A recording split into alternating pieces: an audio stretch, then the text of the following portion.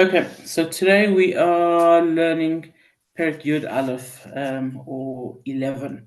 And so just a little bit of introduction to the Perek. I'm going to just wait for this phone is connecting. Um,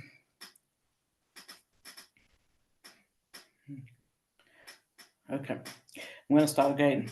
Um, so so this capital 11 Yud Aleph, according to most opinions, this capital is like a sequel or a continuation of Perek Yud, the 10th Perek. So the Perek Yud, the 10th Perek that came right before, speaks mostly about why, like the big question, why good things happen to bad people. And this one, Perek Yud Aleph, seems to be a much better explanation of what's going on in the world and why we see um, good things happening to bad people. And the two main themes that it's going to deal with is that when evil prospers, when it seems that evil are doing well, it's actually them drawing on their accounts, so their merit account, so to speak, and depleting their anything that they would get in Olam Haba. Also, I think the big message, or for me, the bigger message in this capital of Tehillim, is the fact that David HaMelech has unshakable faith. He has had so many bad things, so many challenges, so many people who go for him, and yet he's able to say in this perek, which is, "I trust you, Hashem. I know you haven't abandoned me. I hope you, and I know you'll look after me." And that like should give us the most incredible faith. And I think, and again, this is, I think, Dinzi written, so you can debate it, but I think that's the reason that this parak is here, and especially begins with the words Lam Natseach. So whenever we see a capital that begins with Lam Natseach, we know that there's we know that this is one that the Levim sang in the Beis Hamikdash.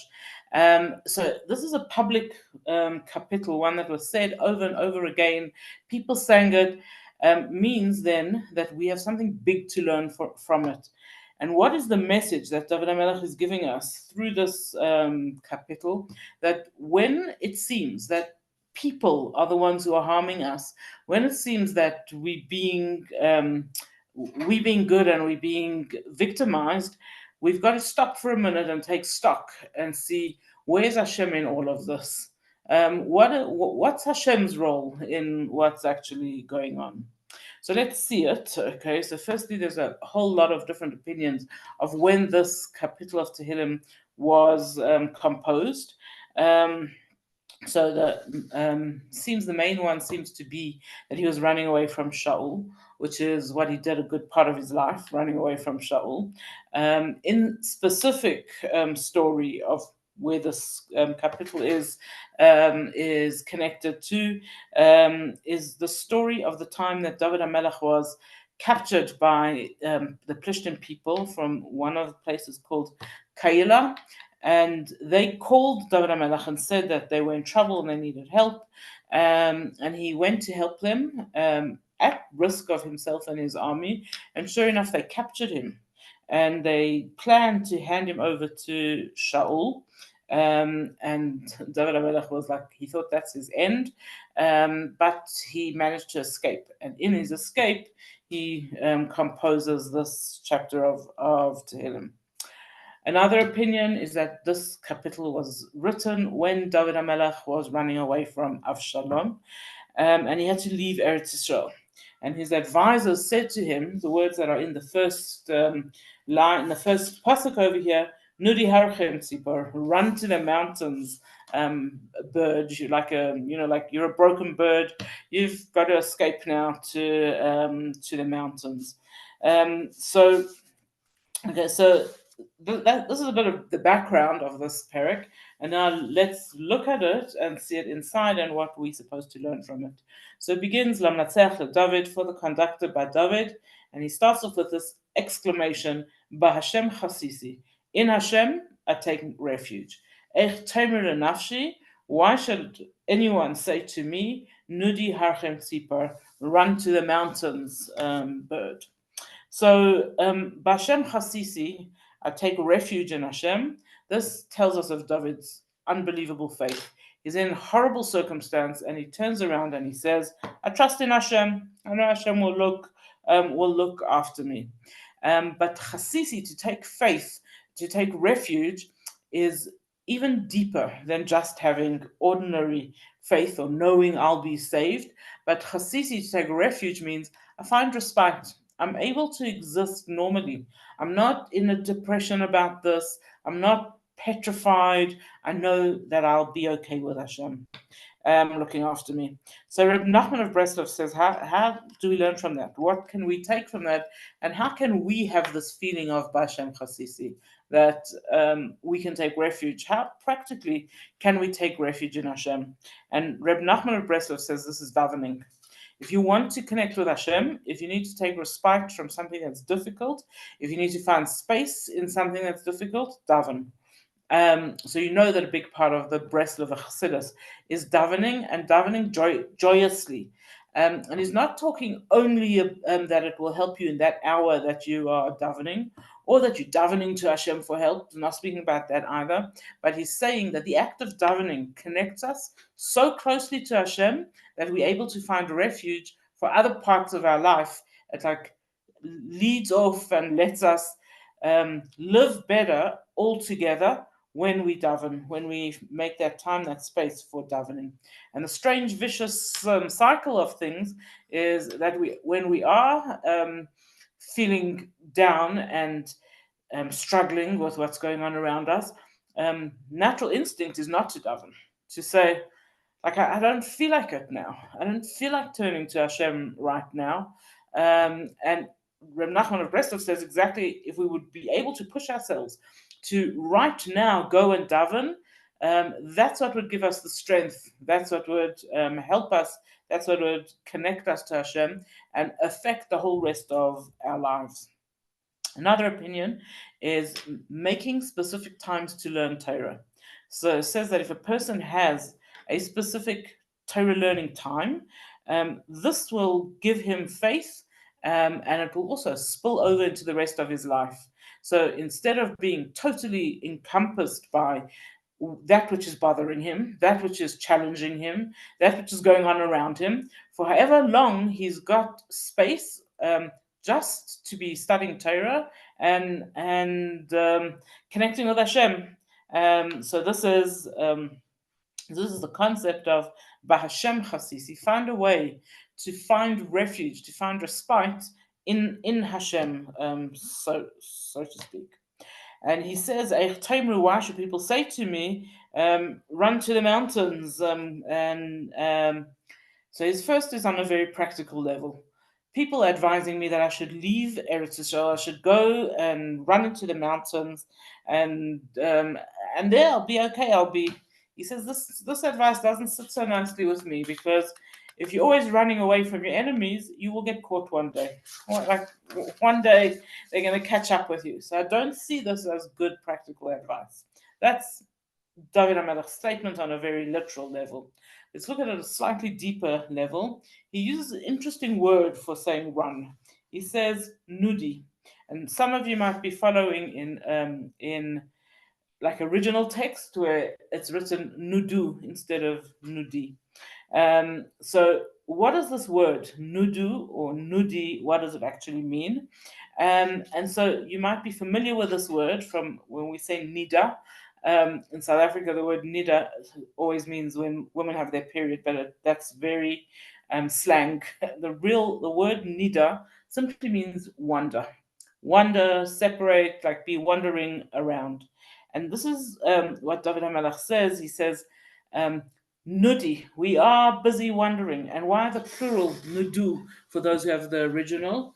There's two things that often cause us to wander and feel far away from Hashem.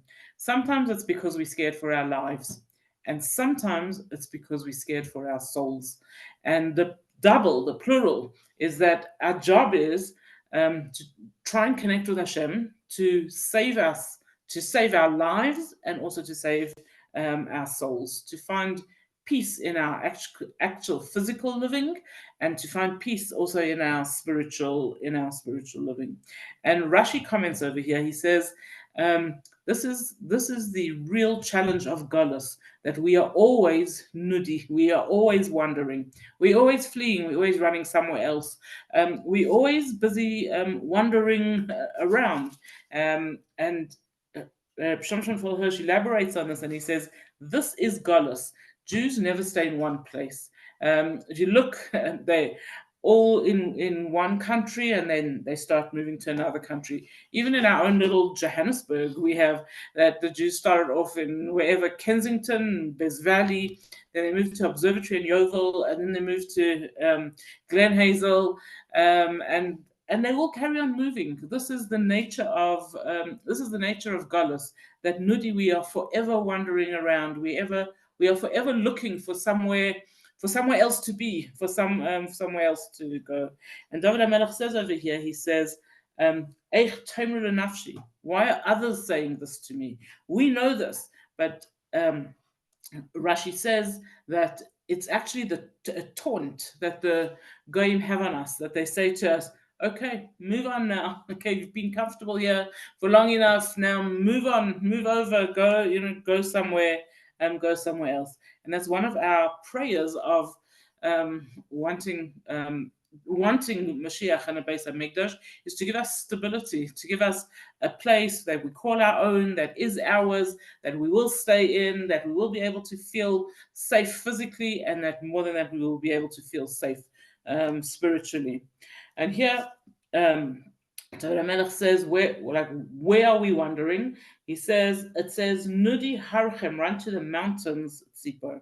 So various commentaries explain this idea of running to the mountains. So again, at a very literal level, whenever David HaMelech was in trouble, he ran to the mountains, physically in trouble. So we see that in lots of different chapters of Tehilim, where David HaMelech is in the mountains, right?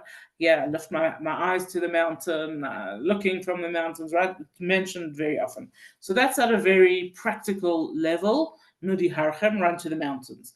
At a deeper level, mountains represent various things to us. So the first thing that the mountains represent to us are something that's bigger than us, right? Something that's stronger than us, that's bigger than us. And very often in the Torah, our avos, that's Avram, Yitzchak, and Yaakov, our mentors, our leaders, are referred to as mountains. They are, and we actually use this expression even in English, where you want to compliment somebody who's really helped you, who's led you, who's given you strength. You call them my mountain, right? You are my mountain of strength. And so David HaMelech is telling us at this level, run to the mountains. When you feel like you're in trouble, whether it's physically or spiritually, get advice from the mountains. Learn lessons from the mountains. Go and look for someone who's greater than you to advise you, to mentor you, to give you faith, to give you courage. That's Nudi Harchem, run to the mountains.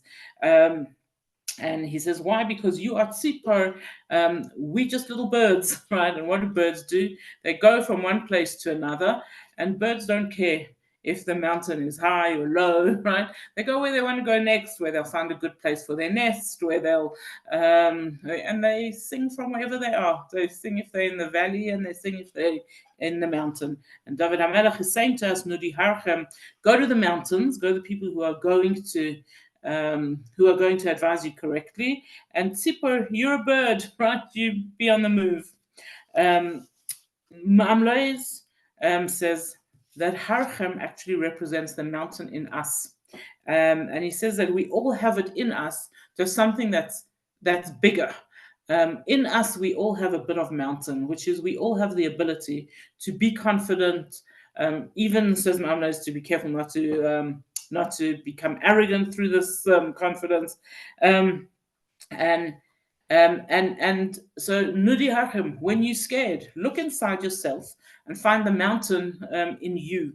And Tzipor, a bird can go anywhere again and learn its way around.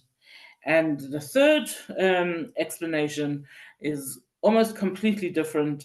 Harchem mountains, again, this concept of something much bigger than us, is the thing that makes us scared. The enemies. They look so big, they look invincible. Whether it's physical enemies or it's spiritual enemies, it looks like it's too much for me. It's so big, it's enormous. And David HaMelech says, go, Nudi Harchem, look at those mountains, those, whether it's our enemies, whether it's whatever it is that's making me feel so scared and so intimidated, and then behave tzipor like a bird. A bird's not scared. Okay, it flies up a little bit more, it flies down a little bit more, it sings from here, it sings from there, and says Ma'amleis, when we look at our enemies, harchem, those the things that intimidate us, be a bird. Don't be scared. Continue singing wherever. And I thought it was interesting. Like there's a lady who sends me, what are they called? These messages. Um, to inspire you every day. And today, just by, if you can call it chance or hashgacha process, her message said, remember, no matter what yesterday was like, a bird sings again today. And I thought like that it fits so nicely over here. Whatever happened yesterday, the bird wakes up and sings again today. Maybe that's the message. So David HaMelech continues and he says, Kihine harashaim yidruchu keshes. Look, the wicked people are already drawing their bows. Kainanu chitzam al yesa. They already have arrows on their strings. Lirais they're ready to shoot the great, the upright people without them even knowing. So again, talking very practically, this is if we go back to history and David HaMelech just telling us a story. There, he's alluding to Doeg and his friends who were always making trouble. They pretended to be on David's side, but then they would tell Shaul about it. They made trouble. They were making trouble all the time between Shaul and David. And so he says these are the Rashayim who have, so to speak, they have their bows and arrows all ready to shoot me without me having done anything. Rashi, who's normally pshat, says no, this is not talking about bows and arrows, but Rashi says the tongue is a bow and an arrow. It's our tongues which shoot forth words that can kill and hurt. And immediately Chazal comment on this and say, tongues are more lethal than bows and arrows. And very famously, Chazal tell us, arrows can kill only someone who is near enough to you for the arrow to reach. Tongues can destroy even someone who's very far. And Chazal continues and says, Lashon Hara told in Syria can harm somebody in Rome. An arrow, you have to see what you're doing and shoot and decide where to shoot it. But Lashon Hara can be shot in the dark. In other words, we don't even realize what we're doing when we shoot our tongues, and the harm and the devastation that we can cause by the things that come out of our mouths. And the Metzudas adds, the Amlois adds to this, and he says that what else do we know about bows and arrows? That when a hunter uses his bow and arrow, he shoots down a bird or an animal or something that he did him no harm. He's not fighting back. He's just shooting. Okay, poor bird that happened to be flying over at that moment, or animal that happened to be running past at that moment. And says the Ma'amla is that's what Lashon Hara is like. We shoot at people, birds and animals that not necessarily did us any harm, but our tongues are ready to shoot out and harm these people. Pasuk Gimel continues explaining. He says, the foundations have been destroyed. Tzadik mapa'al. Why should a righteous person be blamed? And so again, this pasuk is alluding to a story in history, and that's the story of the killing of the Kayanim of Naiv, of the city of Naiv, completely unfairly. They were killed, they were destroyed, and it says about them that they were the foundations of the world at that time. And David is saying, like, it's just so not fair. Okay, so like at first glance, just doesn't look fair and okay. So he explains what's a little bit about what's going on, and he says, Hashem beheichal kadshay. Hashem is in his holy temple. Hashem b'shamayim kisei. Hashem is sitting on his heavenly throne. Einav yechazu afapav yivchanu b'nei adam. His eyes see and his gaze looks into at man, at people. So the first two lines are contradiction. Either Hashem is down here in his temple, or Hashem is up there in his heavenly throne. Where is he? And Chazal say to us that when we deserve it, then Hashem is down. He's down here in his Heichal Kadshay, in his earthly living space. And when we don't deserve it so much, then Hashem pulls himself out of the world, so to speak, and he like detaches a bit from the world, and he goes up. But whether he is down here and we can feel Hashem's presence all the time, and we can feel Hashem helping us, and we can feel Hashem involved with us, or Hashem is up above in his heavenly throne, that's when we can really feel that Hashem is not absolutely holding our hands the way we would like. Either way, says David HaMelech, Einov Yechazu, his eyes are watching us. From wherever Hashem is, he is watching us, he's looking after us, and even when it feels that he isn't, he really is. Okay? He's really there. And he explains this with probably one of the most difficult psukim to accept or to explain. It says, Hashem tzadik yivchan. Hashem tests tzadikim. V'rashav ayev chamas sana nafshay. And he hates the wicked and those who love violence. So what is this concept of Hashem tzadik yivchan? Hashem tests tzadikim. And if we could explain this properly, we would all get very rich. Okay, so forever people are trying to explain this concept. Why does Hashem test the tzaddik? Why does Hashem test the righteous? What is actually happening?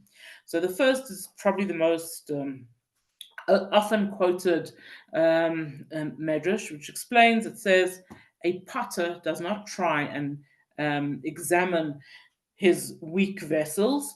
He only, because he knows that if he would give them even a small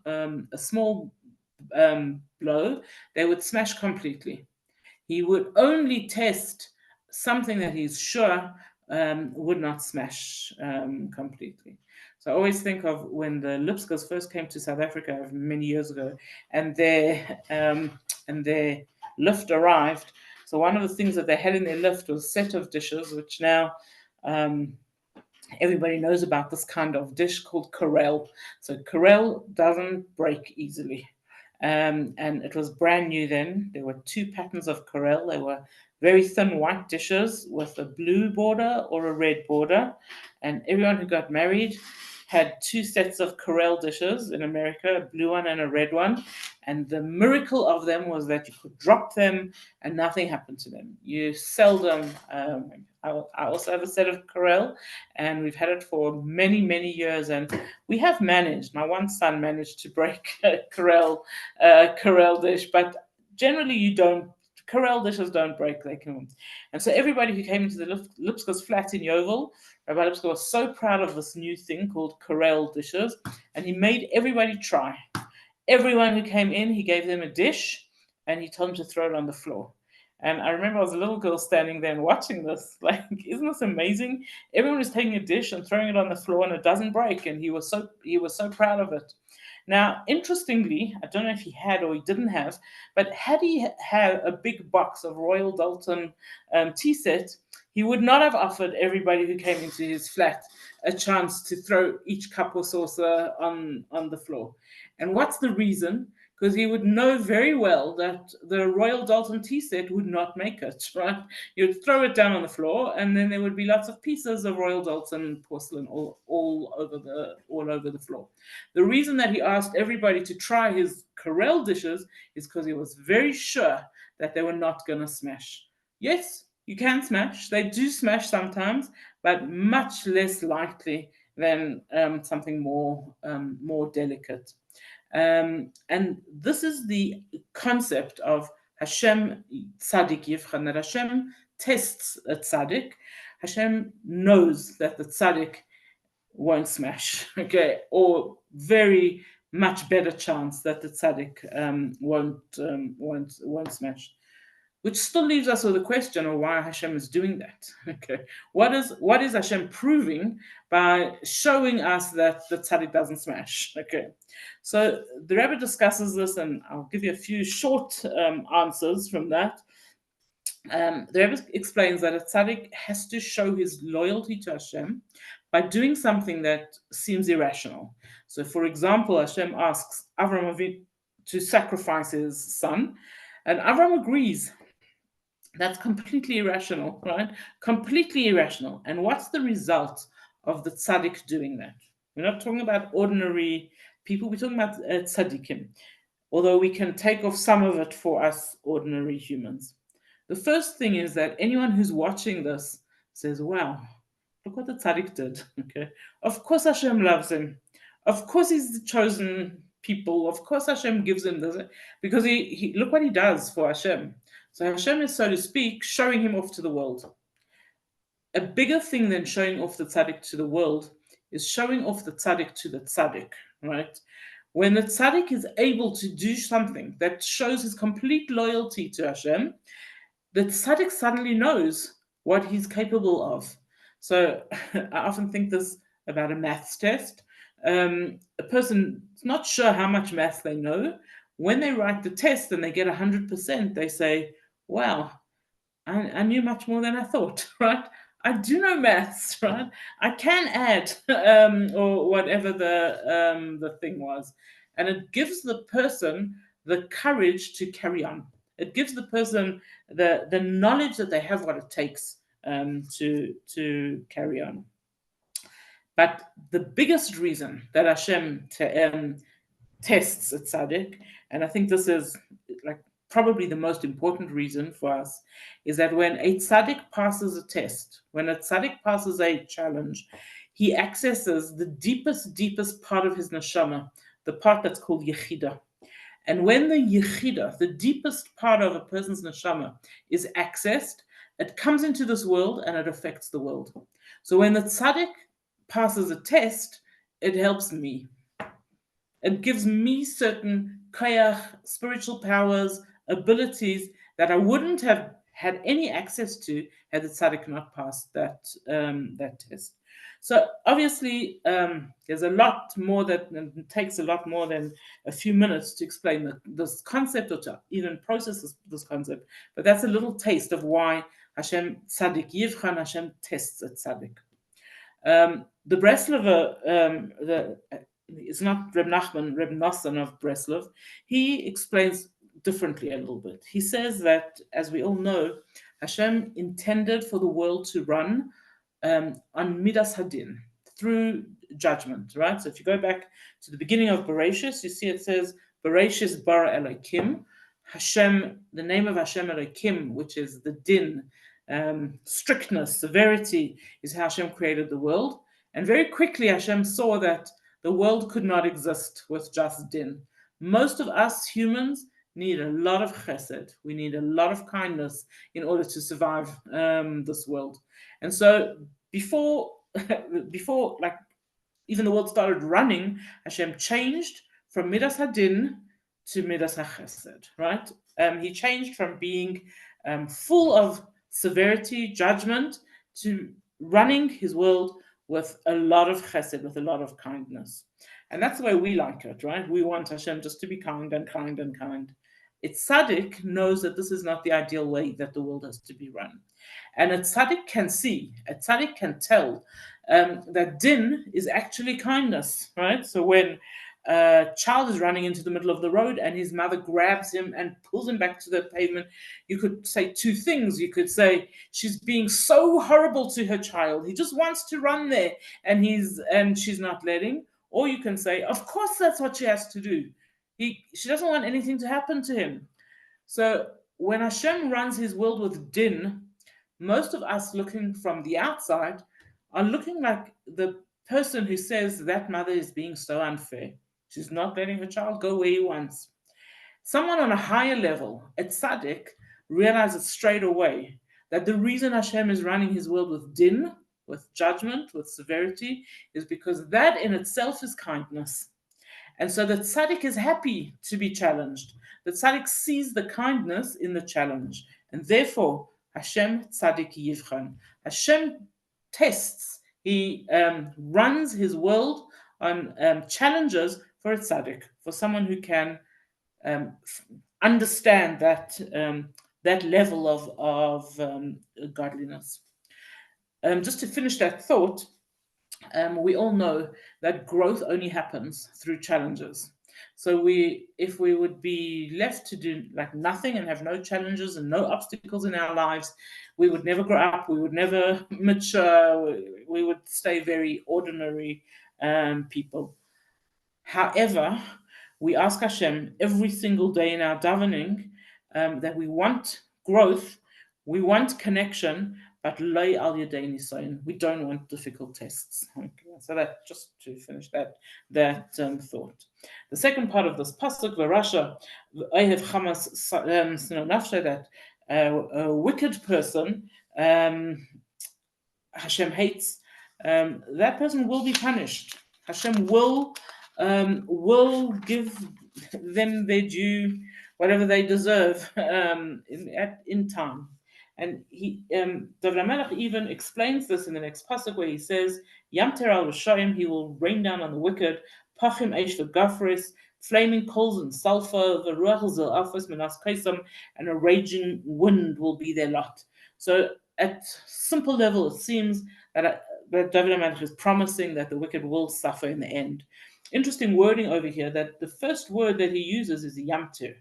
Yamter is giving rain of blessing, dew, sweet rain. And the Chazal tell us that what David HaMelech is hinting to, that the wicked, even when they get beautiful, sweet rain, in other words, even when they get nice things, even when Hashem seems to be so good to them, and they seem to be prospering and everything is great, first of all, they don't appreciate it. They don't see it as the sweet rain. They see it as pachim ve'esh gafres. And second of all, the promise to us that Rishon in the end will be punished. And he finishes the perek by saying, Ki tzadik Hashem tzedakos, Hashem is righteous, Ahev Yasher, he loves righteous, Yechazu Paneimoi, those are the people who he sets his eyes on. And I'm not going to go into huge detail because we've run out of time, but this concept that Hashem loves tzedakos, Hashem loves righteousness, and the word tzedakos, which I've translated here as righteousness, actually tzaddik is charity, and Hashem loves it. Firstly, at a very practical level, when we give charity, but at a deeper level, a promise from Hashem that just as when we give somebody charity, we make them feel good, Hashem loves that, and Hashem loves to give charity, so to speak. In other words, to make us feel good, to help us to exist at a better level. And the promise that anybody, Ehev Yashar, Hashem loves people who are straightforward, who are upright. The promise that if Hashem loves us, He will be good to us, and we will see truth. And good people will get what they really do deserve. And that's a summary of that last pasuk, but brings us to the end of this perek for now. So that means